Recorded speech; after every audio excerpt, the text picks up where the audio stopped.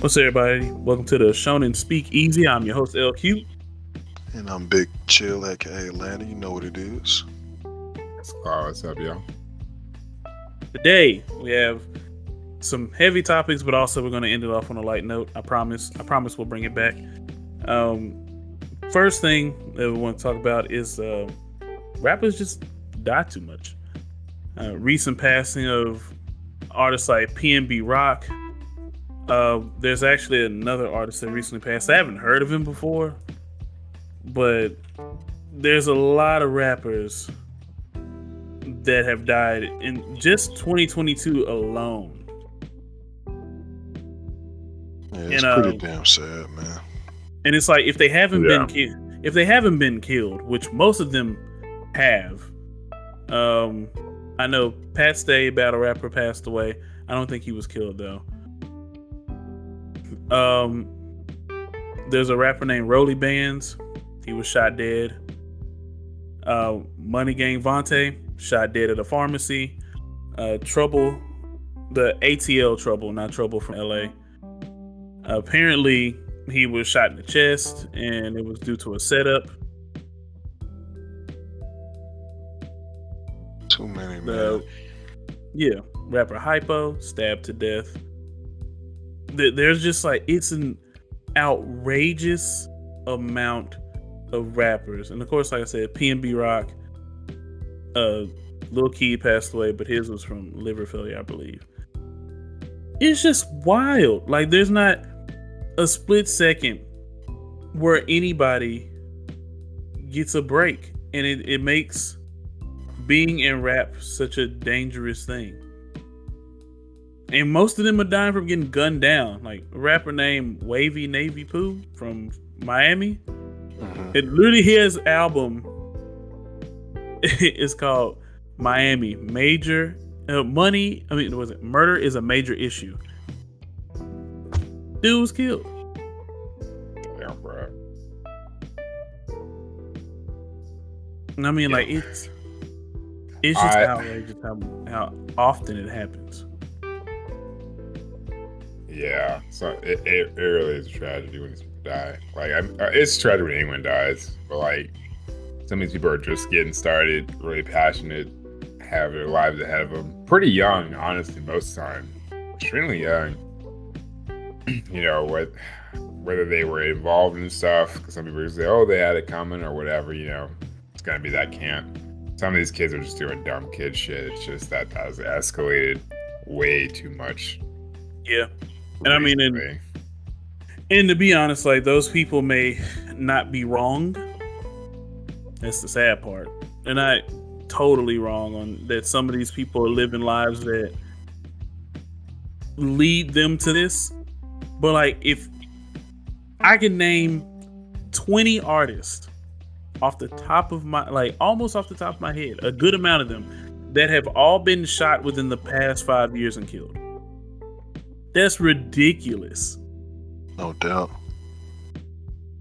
Don't make any sense, man. But the one thing that I keep saying about rappers is that do not bring the streets into rap. You can be a rapper and talk about the streets, but you don't bring the streets into rap. Especially for a lot of these younger artists. And I know for a lot of people, you know, one of the things that has been talked about a lot is like a lot of them being signed to Empire Records. Well, the distribution through Empire Records. That's not who initially signed them. I got to make sure people know that. The one thing about them is that when these artists, these highly volatile or like highly spoken of, really street connected artists get signed, they have life insurance policies on almost all of you. So the one thing I would recommend is that everyone, get your own life insurance policy. That don't leave your family behind in debt when it's your time to go, whenever that time may be. But also, I'm not gonna lie, I'm not really buying that Empire has anything to do with it, because their distribution list is hundreds. But the only thing I don't like is that they don't mind still dealing with people that don't want to get away from the hood. Like it doesn't make sense. Like I wouldn't want the artists that I have to be so expendable. But also, if I was, if I got an insurance policy on everybody, why do I care that much? Whatever they do is what they do. Yeah, that's fair. I mean, because a lot of people was just pointing out, the big names and stuff like that, and just trying to figure out the correlation when, like you said, it's thousands of artists and stuff, but we just, limits it to just the artists that we're familiar with and stuff. Yeah, and I've kind of calmed down from being like thinking this is a thing is stupid. I mean, I get it. There's some merit to it when 5 or 6 of an artist on distribution, they're not their actual, it's not the actual label, but when so many from distributors, when one distributor has like 6 or 7 artists where they die, and it's all the same way, the King Von shooting, Mo 3 shooting, Young Dolph shooting. Now, Draco the Ruler, whoever killed that man, hated him. He stabbed him to death and like cut his throat. But I don't want to get too far into details about this stuff. PNB Rock shooting, also with Empire. And I'm just like, all these guys, huh? And Aaliyah plane crash. Well, yeah, that's way different. Wait, was she even with Empire? What the hell did that come from? Hold on a minute.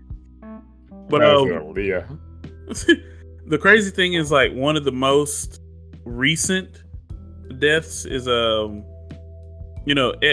X was killed in 2018 and he was 20. Same with Pop Smoke. And it's really unnerving because you start thinking about all of these artists like dying way before they even got to experience the fame that they came into. And some of them are like way too high-headed for their own good. Like, unfortunately, in King Von's situation, he instigated the fight that ended up leading him getting killed.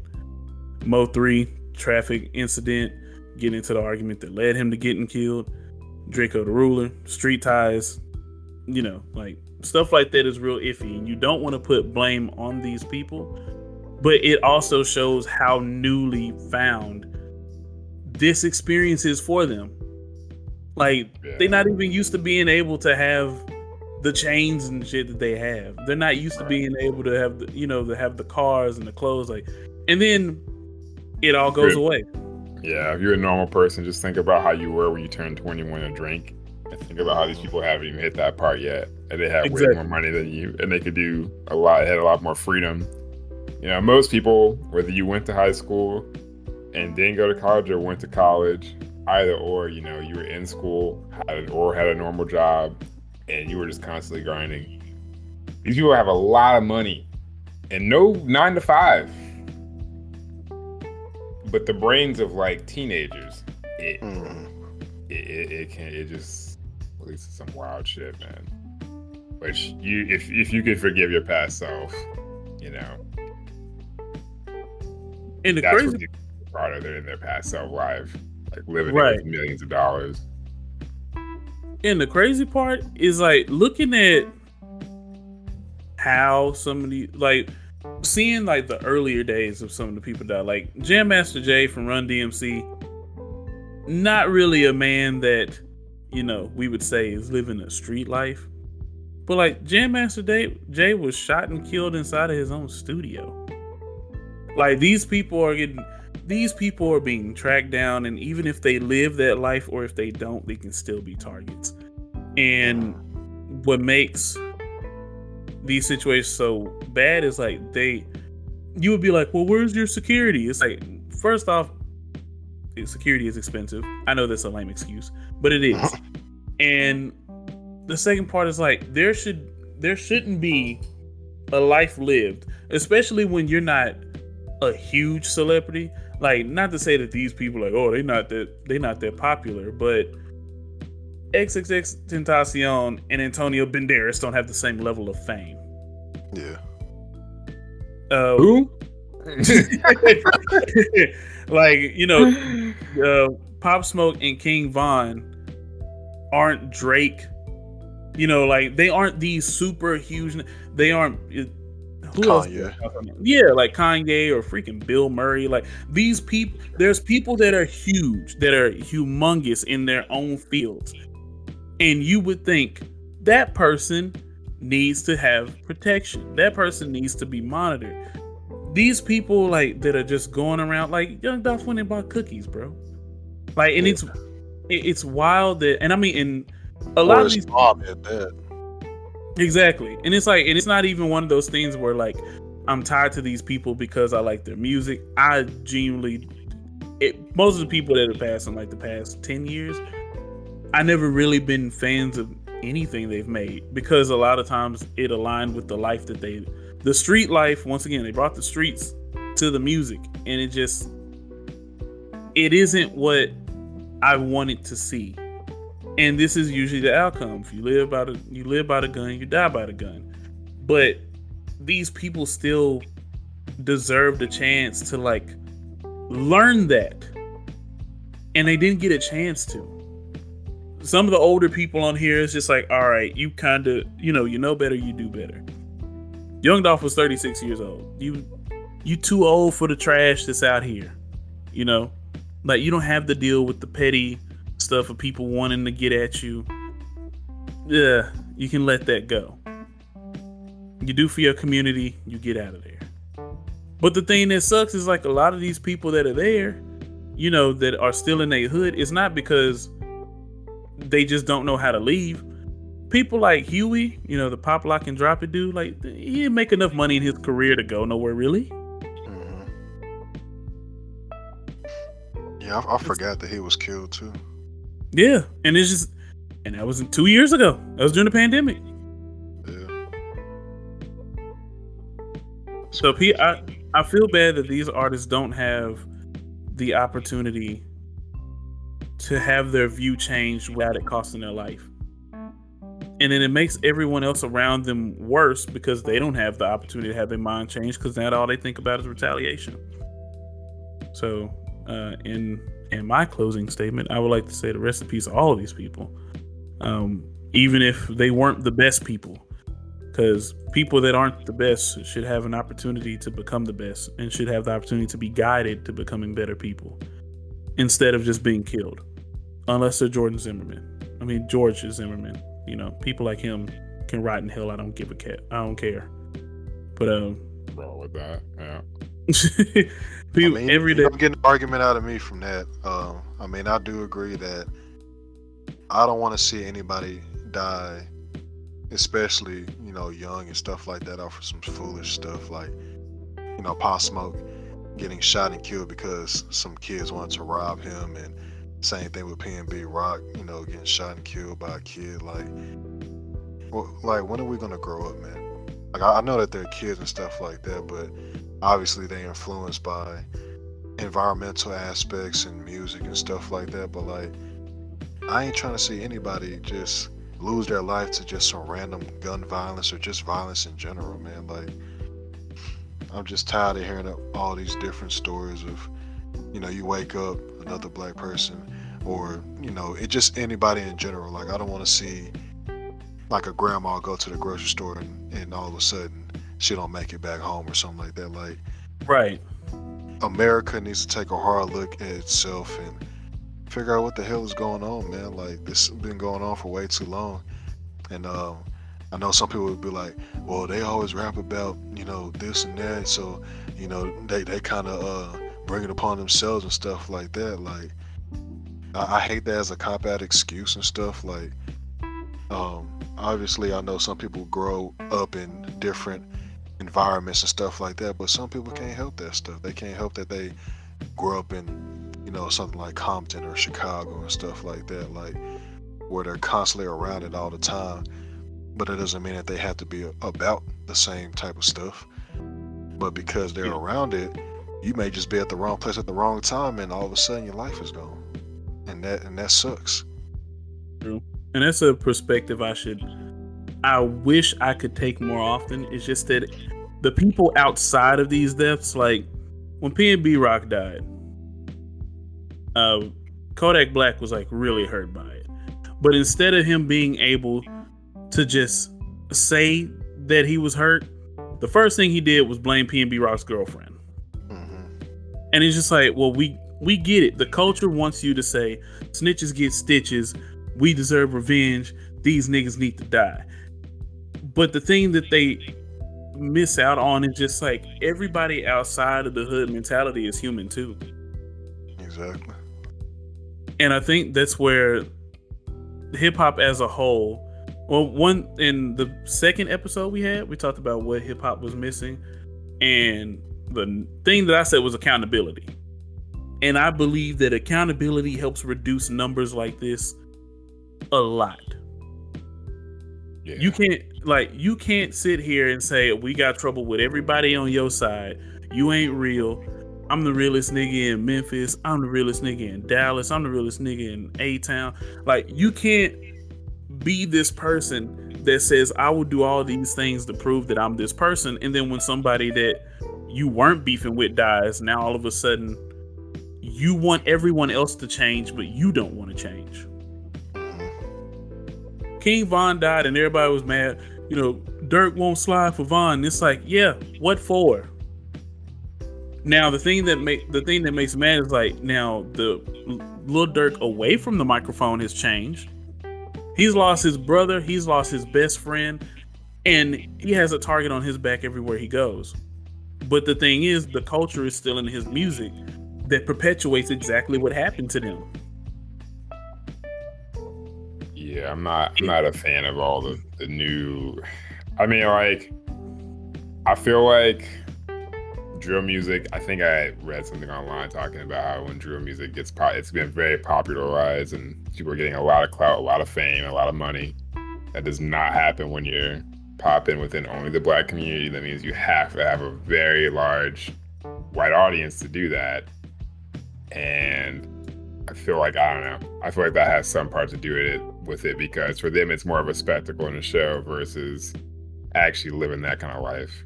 Absolutely.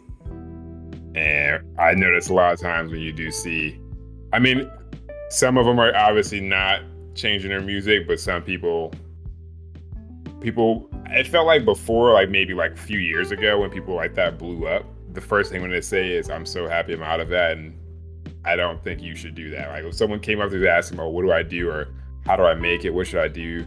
They say, don't do that shit I was doing. But now I feel like that mindset is completely gone. Like Jay-Z sold crack to get a career, not because he enjoyed it. Right.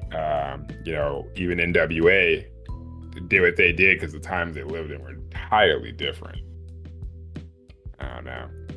It seems, I don't know. I'm not gonna say it's white folks' fault. And is that what I'm saying? Kinda. No, but like, not afraid to say it. Like, Ye fans are the worst fucking thing on the planet, and I'm fucking sticking with it, bro. I feel like those same motherfuckers are the problem. So, in like a weird, obtuse, like getting money behind this, making this popular, making it so that this is a spectacle. Like, that's a different way to look at it. But I think, I mean, that's blaming other people, but I do believe, you know, at the end of the day, if everyone was accountable, as you're saying, this would be regardless of who fans are and how you get money, this wouldn't be an issue, you know? Yeah. Or at least reducing numbers a lot. Yeah, like, I mean, especially with, especially with Tekashi 6ix9ine, like, that nigga right there, like, talking about one of the biggest posers on the planet and a government informant and stuff like that, like, over here, like, just walking and talking and stuff like that, but, you know, if push comes to shove, he gonna be the main one crying and bitching because somebody might threaten his life and stuff like that. So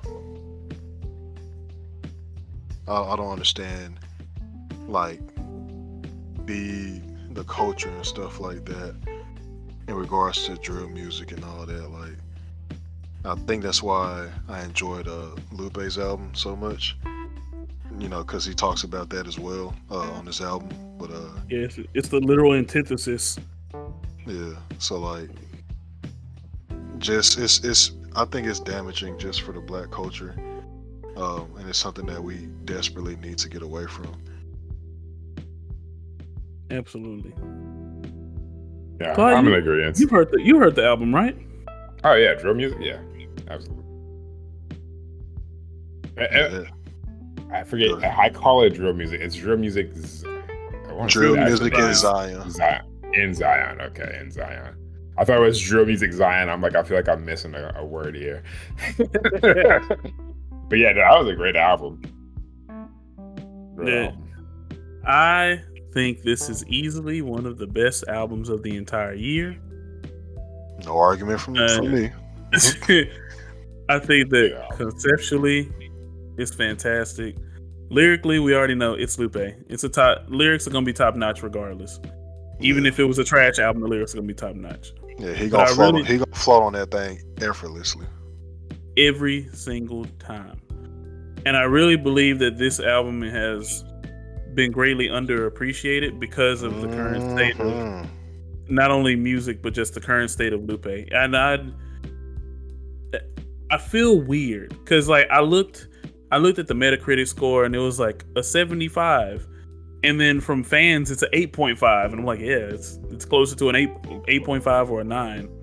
Yeah, I've seen some people give it like a 9.2 and stuff like that. Like if you look it up on Google, they'll say like 98% of people like the album. So like I just take like what critics say with a grain of salt. Like if you can listen to the album and give it a 74, 75, like I'm sorry, I'll be trying not to be biased because this is my guy, but I'm sorry if you're giving it 74, 75, I don't know what the hell you listen to, honestly. Yeah, you missed out on a lot. And I even just some of the intricacies of approaching what he talks about, like the first verse of Unfolding Them, it's literally just rappers die too much. It's literally how we started this episode. We just quoted the entire verse. And it's like leaving nothing but open air in that song. Which is basically it's basically like a moment of silence, man, for like all the people who've died, man. It's something so many so have died since then too. It's crazy. Exactly. Right. Something so simple but yet clever. And someone hadn't even thought about doing that. Rappers die too much, that's it, that's the verse, moment of silence, and let the beat go. Like, and I mean, of course, we all like the album, so we just gonna tell you that now. We all really like this album. Once again, this is one of my favorites of the year. But go ahead. The only way I can see the score being so low is if you try and like take the album maybe outside of the time it was written in. And by so low, a 7.75 is still really not low. I would give it more of an 8. Maybe an 8.3, 8.5. But like, that could be the only reason I could see the Metacritic score being low. You take it out of context, but that's not how music's really supposed to be, listened to. Yeah, I feel like if you listen to the album as it's all just being singles, I could probably see a 7.5. You listen to the album in full, the way it's supposed to be consumed, I am way closer to a 9 than anything else. Because I think I was thrown off, like when I first heard the album all the way through, I was not expecting like jazzy type beats, but I fuck with jazz. So the fact that he was able to incorporate like jazzy type beats with his message and obviously his flow and delivery, like not too many people can do what he just did, and especially since he did it on he said he did it like on a $30 mic or something like that, and he did it on the least amount of equipment, which also tells people like you don't have to have $1,000 equipment to make a quality album or whatever. Absolutely. I was just about to say everything about the process of this album was the antithesis of what the current state of music is. He didn't go into a fancy studio, recorded at home. I think he said the whole setup outside of like his laptop, of course, was like $100-something bucks. I didn't know that part, bro. The production was great. I did not know that. There's the production was from Soundtrack, and it was just he wanted more minimalist beats, but also the route of going more jazz speaks to the history of production in Chicago, and Chicago being so known for its jazz and blues music and its influence across the genre, being the antithesis of what the influence is now, which is drill. Like, a lot of this album is very methodical, and I wish that it could be more appreciated, but I get it. People want to be moved, and a lot of times it's not the lyrics that move them, it's the music behind it. And I know that makes it hard for some people, but if at any point you want to actually learn something from the music you listen to, or even if you don't want to learn something, you just want to be wowed by the approach in the care that somebody puts into an album, this is one of them. Completely you should definitely listen to it. I think it's a great album. Yeah, because if you're one of those people who was like, oh, after Lasers, Lupe don't have it no more or whatever. First off, you've missed out on a lot of good albums. Tesla and Youth is amazing. So if you haven't listened to that, I would definitely say listen to Tesla and Youth. Just banger after banger. And obviously, I've heard a lot of people say, oh, well, Lupe is back on this thing. It's like, obviously, you haven't been listening, but I appreciate that you actually gave this particular album a listen, because he's spitting a lot of stuff that is very relevant to the times that we're living in right now. And it's up to us to apply that message that he gave to everybody and see if we can do something about this. But yeah, y'all are missing out some good shit like Tesla and You, Drogas Wave. Like y'all niggas are tripping. Real. Which reminds me of another person who dropped an album fairly recently. The Baby dropped Baby on Baby 2. And this isn't necessarily a review, because I've only listened to like 3 songs from the album. And because y'all know, good or bad, I'm willing to sit through new music. So yeah, I can commend you for that, because you got a lot more pictures than I. Everybody keeps saying that. It's not that hard, bro. You listen to a minute and a half of a song and you're just like, this ain't for me. Yeah. Now, the issue that we've seen, well, okay, I'll be honest. I want to give this album a chance because I think Kirk is actually a decent album. Some of his features really suck though, and I just want to get that out the way now. But I like this first 2 albums, to be honest. I don't like Blame It on Baby. I think Kirk is nice. After he did the dedication to his brother. And also, people, please, when people close to somebody famous dies, can you please stop saying that they a goddamn sacrifice? Like, we really at some point gotta get out of the idea that everything that happens has to be some conspiracy to get famous. To be honest, black people get famous for really a bunch of reasons, mainly talent.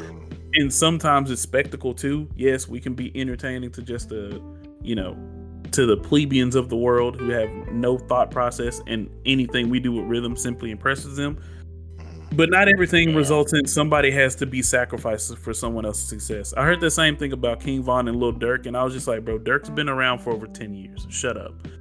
But anyway, getting past that, the Baby feels that he is being blackballed by the industry, and in agreement with him is I actually forgot who one of the artists is, but I know one of them is Meek Mill.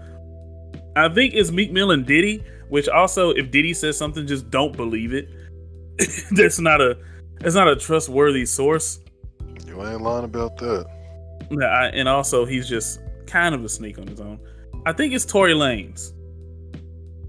I almost think it's Tory Lanez. Yeah, I mean, it makes sense. I mean, especially with what happened between him and Megan, like, everybody was just fully on Megan's side, so he feels, jilted and stuff like that. By not just the music industry, but just the audience as a whole. I think that's some good music. Yeah, I think he released something not too long ago. I haven't listened to it, but it was once Tory Lanez. Oh, I listened to Tory Lane's last mixtape, not this one, but the one before it. It sucked. Damn. But also he was going for like a 80s vibe and he was singing and I was just like, "Woo! Yikes. Let's put that back where it was." Which is why, like, when it comes to artists trying new things, you gotta make sure that new thing is for you. Like, ain't nothing wrong with trying new things, but if it's something that you know ain't for you and you try it anyway, then you want to blame everybody. Oh, I'm being blackballed because y'all don't like my music. No, it just fucking sucked. Get back in the lab, bro. Yeah. It wasn't over that. But I'll say, I don't want to stay on Tory Lane too long. What were you gonna say? nah, I feel like always trying new music is fine. It's just it blows my mind sometimes because they like it shouldn't take that long to come up with a new concept and idea. Listen to it and be like, man, that was trash, and then just make a different album concept. Like artists usually typically have way more. I don't know. They always talk about having so much in like the bank and the bag that they haven't released. I'm like, bro, if you have all this music you didn't release, why don't you just give up on this concept, bro? Yeah, drop it, nigga. Like, shit. It's not that hard. Or at least if you're gonna go through with something like this, the thing that I really hate, about the streaming era is that the streaming era killed the idea of putting out mixtapes to try new things.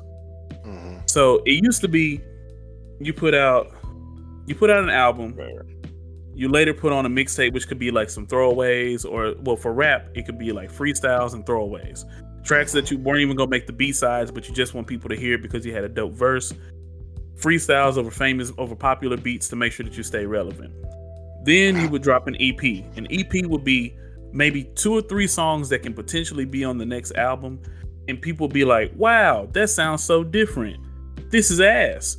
Or they'd be like, wow, this sounds so different, can't wait for the album. One of those songs on the EP would probably lead into the next the single for the next album.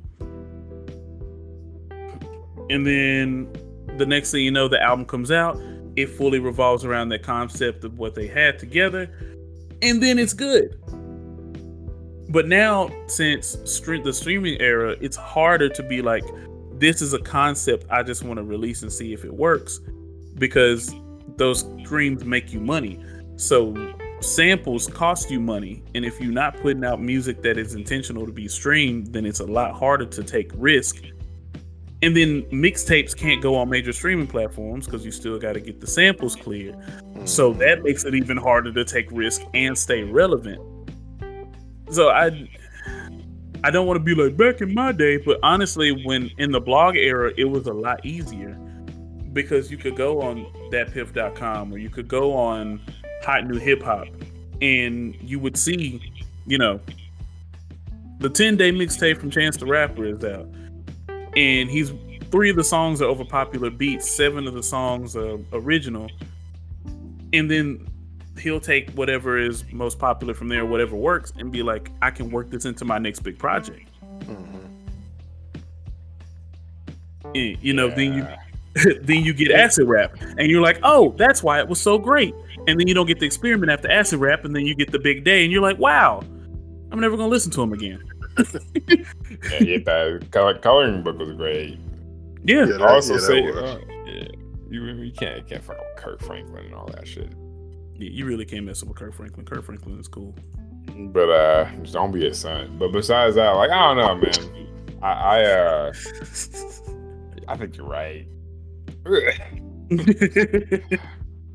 I'm not gonna lie, I was expecting like some big argument out of that, so I'm genuinely surprised. No, I mean, like, I think, like, personally, it's hard nowadays to put out, like, everyone is constantly watching your every move, and with the internet, it's just so much easier. Like, I can't argue that. I can't think of a way, like, the only thing that's actually, no. The only counter argument I have is, and it's still my argument before, because it still doesn't refute it. Recording music is a lot easier today, and it's not hard to, like, Lupe, we just talked about Lupe doing his album on $100 of equipment. Steve Lacy using a fucking iPod Talked about Big Crit using a goddamn PlayStation. Yeah.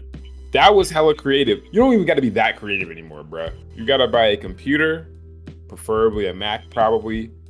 Download some free software. Get to working on the DAW. Like, it's so much cheaper than having to rent studio space, which is not needed anymore.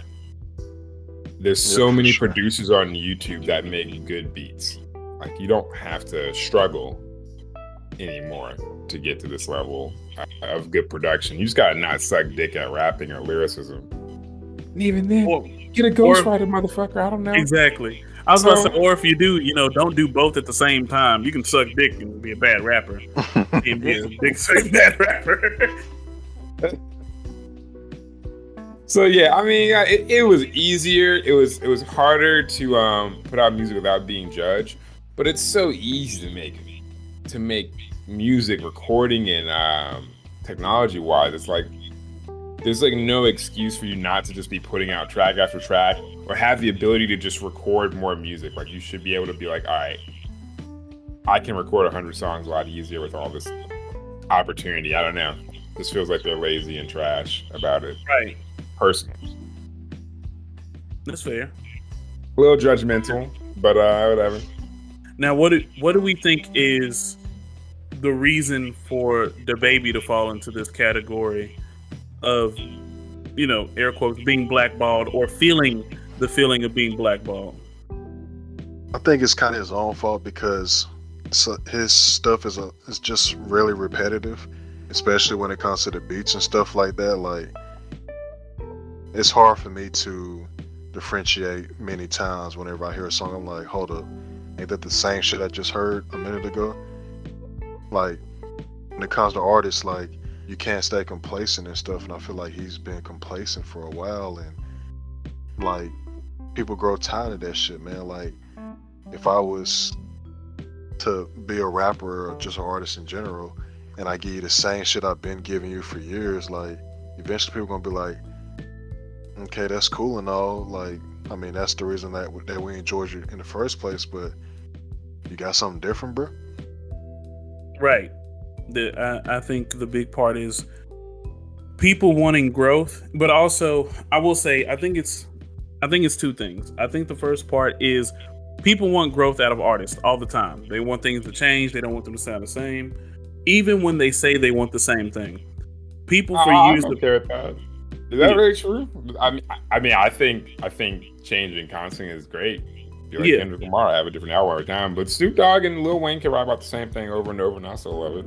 Yeah, but I'm talking about sound-wise, sound and concept. Like, I think people want different, even when they say they want the same thing. People have been saying they want another Good Kid, Mad City out of Kendrick since he dropped Good Kid, Mad City. Now, of course, a lot of those people are like the commercial fair weather fans, but every time he comes out with something different, it's intriguing enough to check out, and it's also the quality content.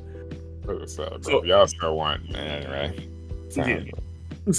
So I feel like those people exist, but they have like a harder time understanding that they don't really want the exact same thing all the time. Mm-hmm. Even though they just enjoy it. Like, they, instead of them just revisiting said project, they want version 2 of the same thing. I already broke up with my ex, bro. I ain't dealing with motherfuckers that say they want one thing and then they don't want another thing. Nah, bro. Nah. Thank you. But nah. But that's sad. But the thing is that it's very true. It happens a lot. Have you not seen how many people do? It's true. Fuck them people. Everything they want and say. Fuck them all. As somebody who used to be a big Kanye fan, Landon, me and you are in the same boat on this. How many times have we heard people ask for Good Ass Job to come out? Yep, many times. I'm one of Kanye was far down his discography. He was already pre-Yeezus, but still he was at like My Beautiful Dark Twisted Fantasy, and people were like, well, it's supposed to be a trilogy. Good Ass Job is coming out next. Yep. It's like, it's not though. Well, it's only the trilogy so far. It's supposed to be a fourth one. Good Ass Job is coming out. Then, was it 808s and Heartbreaks came out. Yep. Then My Beautiful Dark Twisted Fantasy came out. Then Yeezus came out.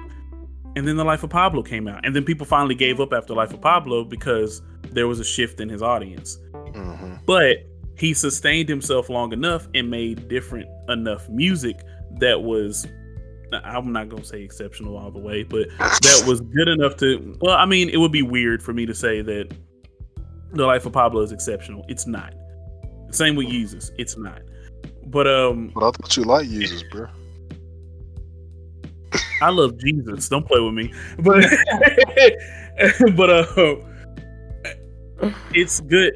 I feel like he did good enough for all of these projects when he changed his sound to keep people intrigued and then like also draw in new people little by little.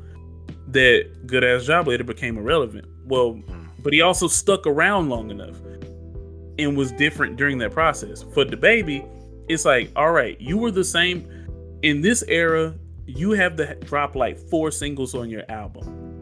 So just imagine having technically 4 projects. We'll say 3 projects.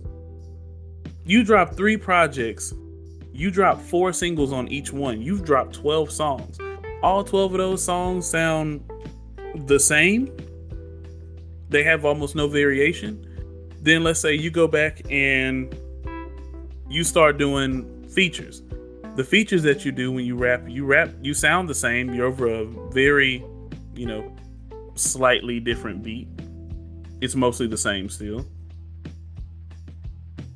And that's all you got. So people get worn out on him. Yeah, I mean, I'm gonna have to agree. I think, I don't think the fans of Megan Thee Stallion, not fans, but I was thinking of Tory Lanez.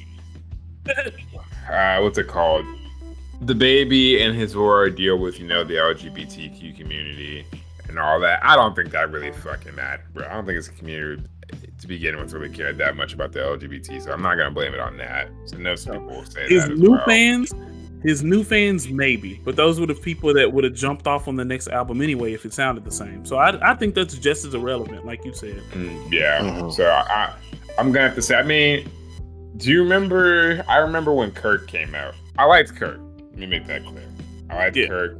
I remember the single that led up to Kirk was about his dad, and I thought DaBaby was gonna get into it was the intro song. Yeah, which is one of the most popular.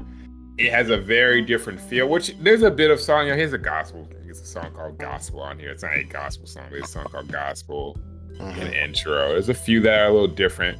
I'll be honest, to me, honestly, the album mostly sounded in the same vein as Baby on Baby. Kind of same-ish, a little different how you said, and then it just all started sounding the exact same. Which, I'll be honest, there's very few people who can do that and pull that off. Yeah, I just don't think he's one of them. Maybe he thought he was one of them, which could be fair. I mean, hey, Lil Wayne did the same shit, but better. Right. Snoop Dogg has been on every type of different beat and everything. But Snoop Dogg has not tried to sound different. He's branched out a couple of times. Like, I mean, for instance, like Sexual Seduction, like, I didn't see that type of song come from him, but hey, that song go hard though. Yep. I think all his hits and all the things that people expect and love from Snoop though, he keeps that pocket, and he just, same with Rick Ross and Maybach beats, and sounded like the same ass nigga he sounded like since the beginning. That's just him. And honestly, he does it pretty well. They have their lanes and they do it pretty well, and I think that's, I don't think there's anything wrong with that. I just don't think DaBaby was as good as those guys. Yeah, maybe but nearly as established either. But then you have to wonder, did they get established by doing that? By literally doing the same thing over and over, kind of, or very similar things over and over? No, they branched out. Like, I'll say they branched out earlier in their careers, but they branched out and also expound upon the sound. I can't really think of a single feature that's been on a DaBaby album. That's fair. Yeah, about to say, yeah. The last one actually only has one feature, and it's Anthony Hamilton, which is very interesting choice. Yeah, about to say out of left field for real. Yeah, like the ones that I remember Anthony Hamilton too. I do too. Like I think about it and I'm just like, man, who was featured on the Kirk album? Like nobody has made any part of his music that notable. Even on Kirk, like there's a bunch of people I'm just like, I know there's a bunch of people, but I'm just like, damn, which one did I like? Like straight up, I'm just like, who did I like? They're you talking about like they actually added to the sound, or do you mean that they brought reviews they to it? Like they added to his sound or bought something different to it that made him step out of his element. Besides views, because I mean, I see a Lil Baby, a Nicki Minaj, Chance. These are Migos. This is all going to about the Baby. My bad. Yeah. You talk about the Baby, right? Yeah. I'm saying that these people are featured on his album. I was trying to figure out. Oh yeah, because I know he has like a song with Rich Homie Quan. Stunner for Vegas just sucks. I'm not even going to acknowledge him. He has a song with Offset. Don't remember. Rich Homie Quan. Don't remember. Like I don't remember him doing anything great with these people, and it's because he's been the same with all these people, and it's kind of weird. Like Rockstar might actually be the most out of his element that he's been so far, and unfortunately that literally was his peak. With Post Malone? No, that was with Roddy Ricch. I know they got another. Yeah, I just thought about that. I was like, dang, that song has the same name. But yeah, that song, Blame It on Baby. Okay. It's Rockstar, and it's the most out of element that the Baby has been. But also after that moment, I'm just like, what else did he do that made me feel that way? Outside of having a track with Dua Lipa. But then if I hear Bob, that track, yeah, and which she took him off of for his comments, which I mean, he already made his money. Shut up, girl, it's okay. But like Bop sounds like Suge, which sounds like Pop Star, sounds like Bop. Which are all the most popular songs for him are those songs. Yep. So it's just like, bro, it's okay. You sounded the same. People got worn out on it. Because we live in a microwave society that doesn't really give second chances. That's for damn sure. I mean, it sucks, but it also sucks to be a person that constantly beats the hell out of his fans, promoters. trying to kiss them when they don't want to be kissed. Yeah. So it's just like it's a lot to take into account, but unfortunately, they also just got worn out on him. Yeah, I mean, with anyone who has, everyone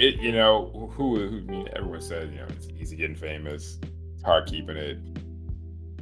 I mean, you can't keep it. There's nothing new, there's nothing interesting. Someone else is going to come up with something new. Hell, Ice Spice, I don't think she'll be around next year. Hell, maybe 7 months, 6 months. Someone else is going to come out with a great video where they pop some pussy on it and boom. She may not be around. I don't think she'll be in.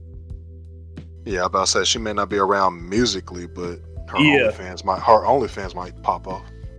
I did say that with all her songs being so short, it was just a promo to drop her OnlyFans. And I mean, I meant that as a joke the first time, but honestly, it may not be the worst thing to do. Honestly, man, if you're really about the money and you look like Ice Spice and you sound like Ice Spice and have that level of talent, honestly, it's a great idea. I'm gonna be real with you. You ain't gotta deal with tour. You ain't gotta deal with managers. You know who your manager is? Yourself and your pussy. That's it. I mean, but also I will say I think she'll actually be around for 2 more years. I know that sounds crazy, but I think she'll be around for 2 more years. And I think one of the reasons is social media keeps a lot of people relevant even when they shouldn't be.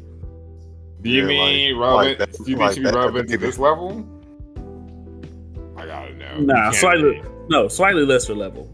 Literally in the next year, she'll be like fighting numbers in like the 200-300. Well, yeah, in 2 years, I say she'll be doing numbers that's like 300,000-400,000 a video. She's still, honestly, even after the videos that have millions of views, she only has 84,000 subscribers on YouTube. And I know people are like, you keep using YouTube as a metric because it works. It literally works. Trust me, like YouTube is very big, especially for some people musically. Like I mean, because her, for instance, like you can go from 1,000 views and it's been sitting like that for 3-4 years. All of a sudden, you go viral, and then all of a sudden it goes from 1,000 to 3 million or 2 million or whatever, and like it's just crazy how quick people can take off. I mean, look at Bad Baby or whatever the hell her name is. Like she became relevant off of a Dr. Phil interview where she was acting dumb as fuck, and like the fact that she turned into a music career, and then on top of that came out with an OnlyFans where niggas was just craving to buy her shit as soon as she turned 18, which is disgusting. But I mean, she made $1 million that first day or she. Yeah, like that's a new level of pedophilia right there, man. Like obviously you was looking at her before she turned 18, but because that magical number that is 18 makes everybody make it seem like, oh well, she's 18 now, she's legal, so I'm okay now. But you was thinking that same shit when she was 17, 16, 15, or however old she was when she came out. So like, it's just weird, man. So weird society we live in. Like, I'm 31, and like if I had like an 18-year-old, I'm not gonna be like, oh well. I mean, because I just think that's just too much, man. That's too much of a gap for me. I mean, how many? Now let's say this. I was thinking about that. And I was 2021. I wouldn't have mind dating an 18-year-old, like 2-3 years apart. Mm-hmm. How many of those how many people you think spend money on OnlyFans or actually in their 20s, like early 20s, like around 18, I guess. I think that's most of the base, the customer base. Is it like weird then? I feel like well, no, I'm saying, I mean, like, if you're 19, bro. Like, no, I'm talking about like for the site, not her base. I don't think her base is. Okay. I think most of the website is. I think her boom, for her to make that much money, I think it was like, I'm thinking 30 to 45.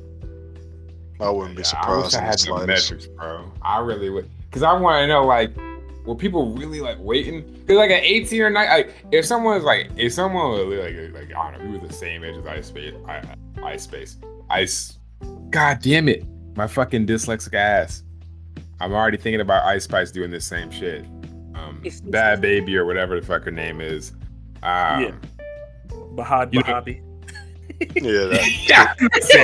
That's fucking name, bro. That's my favorite way to say her name. Bahabi. And then everybody starts thinking that she's like some Indian rapper, and I'm like, no, it's just Bad Baby. Stupid ass put H's in there for no reason. Oh, that's what happens when you're stupid.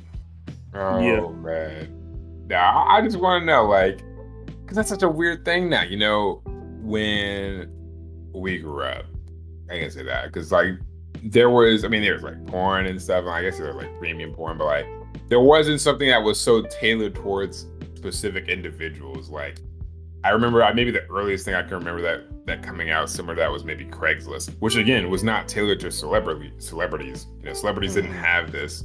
So I wonder how many like 17-year-olds are like, man, I'm 17, she's 17, then she turned 18, they turned 18, and they have a credit card or whatever.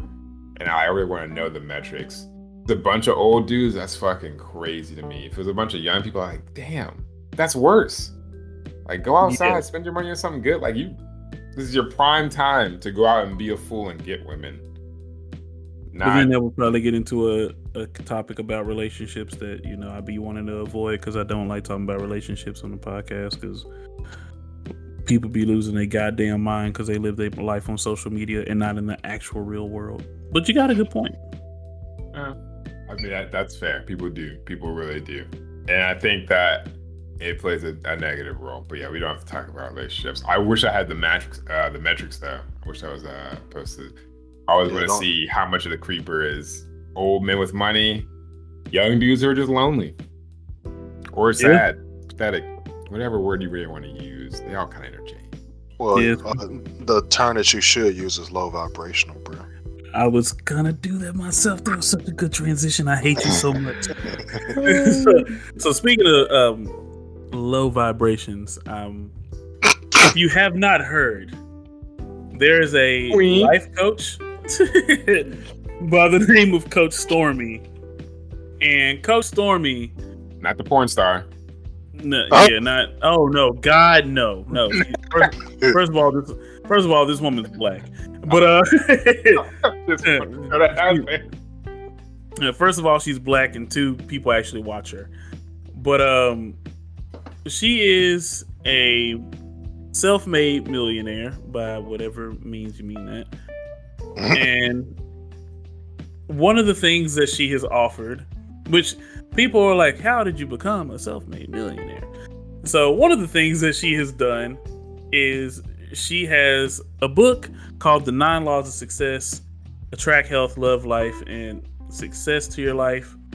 And she has memberships to learn how to make money with her business. Girl, hold my hand. Girl, hold my hand. I actually kind of like that name. But one of her most viral moments, not actually her most viral moment so far today, was talking about high and low vibration eating. It's literally the most ridiculous thing I have heard.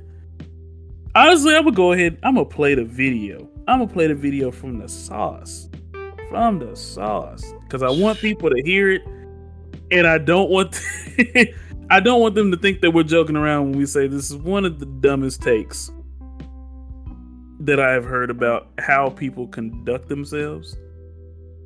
But just think about someone judging you and saying that you are not worthy of something because of how your plate looks when you get food. Give me a quick second. I want y'all to hear this. My plate got was. It's on my plate. I will not let look. I don't do what they do. I do what I do. I'm necessary. I believe it. But see, I would never eat a plate that looked like this. You could have paid me $1 million to do this to myself. Oh my God. It's deserve better than that. And low vibration.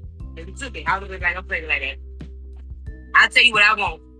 You don't tell me what I want. So my thought process is, if you put it on my plate, but I don't have to eat it, I got the discipline. I won't even look at it and look, that make you look bad. I'm a queen. Finish plate or whatever. Well, if we used to have two play together, and so who's royalty? They would say this person. I agree. That's a good way. This is famous. Yeah, because there's a lot of people that just let people give them what they want them to have, and they accept it. And Storm is teaching me right now. Yeah. Storm is teaching me, don't accept what they put on you. I just want to tell everybody right now that lesson that she just learned about a hood rat plate compared to a high vibration plate, that was $10,000. Oh, hell no. Imagine getting a group of people together. Now, these are, when I say group of people, I'm talking about women. It is mainly for women. Just imagine getting people $10,000 a head to go on this retreat with you, and you end up getting insulted for how your plate looks when you eat. Granted, let me tell you what's on this plate. There's a hot dog bun. Oh my God. There's corn on the cob. There's hamburger, potato salad, and she got some baked beans on the bottom. Now, the queen, who has her royal plate, has literally 2 wings, 2 shrimp tails, and literally 2 shrimp tails, and a corn on the cob. Now, this is one of the things that we were just talking about in the last episode when I was talking about people having hubris and not studying the things that they talk about. Almost everyone knows that throughout history, royalty was gluttonous. They ate their fill, and they ate their peasants' fill if they could. So the royalty plate would look more like the plate that she was calling the hood rat plate, the full plate. Mm-hmm. Yeah, also, yeah, bro. No, go ahead. Bro, like, this bitch expects the beans to be in a perfect cylindrical circle. Like, is the bitch dumb? Like, come on, bro. Well, the Anyone part who's that ever had good food, southern food or soul food, you know your plate is supposed to look like a mess. That should look like it came out the garbage can. That shit should be brown, black, and look nasty, because then you know it's gonna taste great. You're absolutely right, though. The thing that gets me is that when you hand people money and you want you know what? I'll be straight up. When anyone is educating you on anything, if you can't look at them and say, I'm not exactly sure if that's right, and then have the encouragement to look into it for yourself. You might actually be getting groomed to be in a cult. The people that were there were all like, she preaching, and I'm just like, so nobody on that. I was like, man, she ain't saying shit. It's not anything deep or impressive, and the not thing is, a goddamn thing. Not to take away from this woman, to be a self-made millionaire takes a lot of hard work and discipline. And I love seeing black women succeed, but I also don't like seeing black women being misled and treated like they're less than, based off of simple, stupid ass decisions that people want to critique and take it out of context. Teaching somebody about their plate and calling them a hood rat because they accepted the food that was delivered to them doesn't teach them anything. There was no lesson learned there. But the lady was so convinced, since I hand you $10,000, I'm on this retreat. It's nothing but us ladies here. Whatever this woman says is pure gold. That's the reason why she didn't question it. Honestly, if you hand somebody $10,000 to be a damn expert, you expect them to be an expert. Mm-hmm. But when you don't ask questions, you educate yourself a whole lot less. Sure. Yeah, just a bunch of yes men, yes women, and I wish I would be like, yeah, I'm learning, yeah, like, nah. I would have been like, what the fuck are you talking about? Question these niggas sometimes, man. Don't just go with the flow. Right, and sometimes you gotta check. You may be wanting to get inspired, but you gotta check your inspiration sometimes. What value does me eating? Like, if I eat less, I consume less calories, but that doesn't make me royalty. If I know the history of the things I'm looking to, once again, like I said, people that have platforms and do not read, you should not be listening to them. This woman told you a bold-faced lie. You believed it because you handed her money to teach you something, but you have some sense of some sense of awareness that that's not necessarily right. And it's okay to not be 100% in on the people that you want to learn from. They are still flawed. They are still human too. And just because somebody has more money than you does not make them more educated than you are. Does not mean that they can't be wrong sometimes. No, I'm playing. Oh shit, bro. The crazy part is though, like hearing that, all that does is feed my ego. So I don't even know why they did it. Like, did you expect her? Like, I really don't get it. I truly do not get it. And I wish I did, but I don't get it. I wish that people would stop taking these other people on the internet so seriously and like living and dying by their word. It's not that big of a deal. Absolutely. Kevin Samuels. Pressure Fit, Andrew Tate, Abba and Preach. There's this podcast that everybody references. You're right. It's a podcast that everybody references when they talk about black relationships. And I really want people to like just ban that one. But anyway, I can't even find it right now. But people like that, they're like, their word is law. You should be living exactly like me to get the things I have. Just remember, there's different avenues to success, and your own, and that success is defined by you. I don't need to be a millionaire to be successful. I don't need the approval of a millionaire to be successful. But that's me and my low vibration speaking. Accurate, bro. You just don't got it like Coach Stormy. Coach Stormy. So you almost forgot who she was. Yeah, right. I shouldn't say that. Don't fill your plate. Don't enjoy yourself. Just fucking starve. Yeah. And let people call you hood rats. Don't have a backbone in front of someone else. That's like she wouldn't have taken that $1 million for you now, but bitch, you lying. Like, my thing is the woman that was like, well, my thing was they put it on my plate, but I don't have to eat it. And I'm just like, no, just say I got what I wanted, and that's it. You have found out one of the keys to defining your own success. I got what I wanted. Coach, can I get a refund? Right. Nah, big facts. That don't make no sense to me, man. People will pay for anything and everything when they are lost or, not confident enough in themselves and stuff. Like, I don't mind having motivational speakers or therapists and all that good stuff. I think there are good people out there that can help you turn your life around and stuff like that. But right there, that particular clip right there, that's a scam. And I hate to be, sound like I'm just putting down this black woman, because the last thing I want to do is put down a black woman. But yeah, hating ass nigga.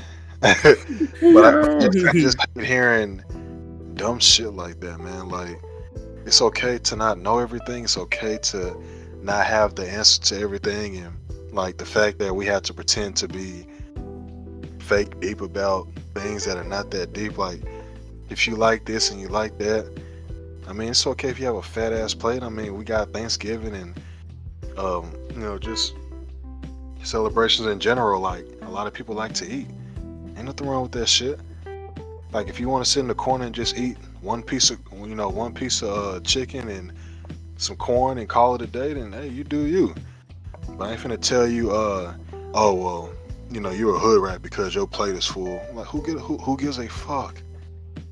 It's food, bro. It ain't that deep. I'm hungry, so therefore I'm gonna get the food that I believe will fill me up. It's that simple.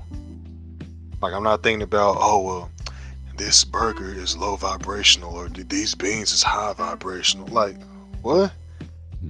The fuck are we talking about, bro? If the vibration is gas, maybe. Exactly. Or maybe it's a cell phone in your pocket vibrating. Like, I'm tired of hearing that low vibrational shit, and frequency and stuff. Like, the fuck are we talking about, bro? Are we sound waves? The fuck? We're always. I mean, it sounds sour. It makes some great music. Like, damn, bro. That make no sense. I just think it's hilarious that people are having themselves defined by other people, but then they'll tell people I don't care what anybody else thinks and stuff like that. But overall, this was just to take a laugh at this lady, and also laugh at the response from everyone else, because they were like, yeah, you're right, snap so deep. But honestly, love yourself. Right? Love yourself. Define what your success is. Nobody else should be able to do that for you. And it's okay to get advice, but if you hear advice like that, you need to run. Yeah, if you hear advice that antagonizes decisions that you're already happy with and it's not detrimental to you or the people around you, you might want to reconsider where you're getting your information from. Yeah, because that right there is atrocious, man. Don't take advice from Andrew Tate. Please don't. Please, dear God, for the love of Jesus Christ. Please don't. You're just saying Top G, though, my man. Yeah. Top G get you banned from everything. Yep. You're so good. You're so good. Banned from everything. Also, I just want to tell everybody, Overwatch 2 has a Metacritic score of 81. The user score is 1.2. Let's go. Oh, man. 1.2? Yeah. Bad vibrations all around. 1.2. I believe their servers got hacked or something like that. Hey, nah, bro. That whole dev team died because that shit the same. Damn. Yeah. Put some new skins on that bitch and call it a day. Oh man, that's hilarious. 1.2? I just had to throw that in there. They probably, you know what? They need to put this lady's masterclass on Metacritic. Let's see how that scores. Oh, shit.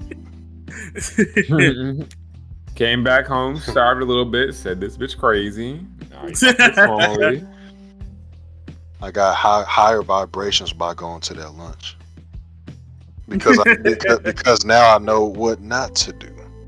Right. You know what's crazy though is like that lady picked that menu That lady put together that whole thing. Food was included for the event. She picked that menu. That lady got a food that she wanted, and then she basically told her that she was a hood rat for getting the food that she wanted that was provided by her. Bro, that's outrageous. That is the true definition of a con artist. You think she built that menu? So I'm gonna get these bitches now. Yep. She was like, it's a test. I was supposed to waste all this food, and the catering money was supposed to be pocketed. But now that I gotta feed you hoes, you better not eat all of it. Oh man, what foolish thinking. Now remember, people, that is a projection. I don't know if that's actually true, but yeah, she did get the food, determine that the food be available, and then criticize them for basically eating the food. But you know, rich people stuff, right? Yeah, they pay for ignorant shit like an invisible statue. Yeah. That still don't make no sense to me, man. Like, I get it, you're rich and you want to find things to spend money on. Well, spend money on shit that actually matters. Yep. Like, it's okay if you want to spend, give back to somebody, or just do something nice. Mm-hmm. Otherwise, it's just not high vibrations of you.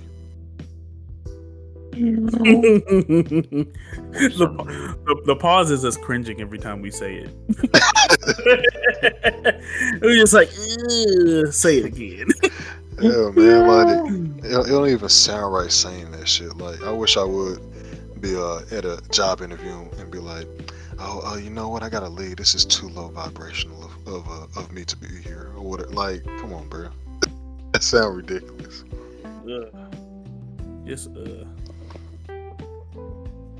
The frequency isn't right. Looking at this. All right, y'all. We're done. We just want to take a little shot at the jokes of today, and also address one of our favorite albums of the year, and also the heavy stuff was at the beginning. So gotta end on a light note. There is hope out here, even if it doesn't seem like there's a lot. But stormy is the way. Yep. Yep. So it's been good. I'm LQ. I'm Landon. All right. And we out. Peace.